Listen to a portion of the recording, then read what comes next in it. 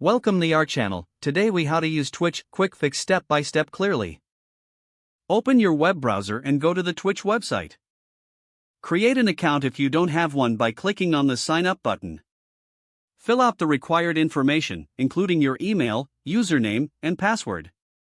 Verify your email address by checking your inbox for a confirmation email. Log into your Twitch account using your credentials. To find channels, use the search bar at the top of the page. Enter the name of the game or streamer you're interested in.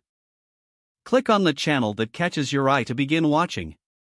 If you want to chat, log in to your Twitch account. Use the chat box on the right side of the screen to interact with other viewers. To follow a channel, click the purple follow button on the channel page. If you want to broadcast your own streams, click on your profile icon.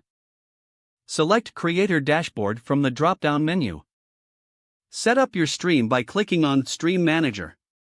Configure your stream settings, including title and game selection. To go live, ensure your streaming software is connected to Twitch. Click the Go Live button in your streaming software. Engage with your viewers through chat while you're streaming. To access past broadcasts, go to your profile and select Videos.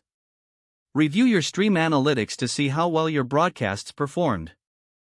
Familiarize yourself with Twitch's community guidelines to ensure a positive experience.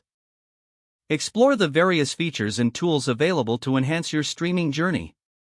If the page does not load, refresh the browser or try again in a private or incognito window.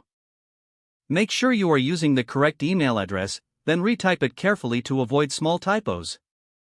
If your password is not accepted, use the reset option and create a new strong password you can remember. Check your spam folder for verification or security emails, then complete any requested confirmation steps. Enable two-factor authentication if available to improve account security and reduce unauthorized access risk. After signing in, review your profile details so your contact information and settings are accurate and current. If you see an error message, note it down and try again after restarting your device and internet connection. Log out when you finish, especially on shared devices, to keep your account and payment information secure. Don't forget to like this video and subscribe to our channel for more step-by-step tech guides.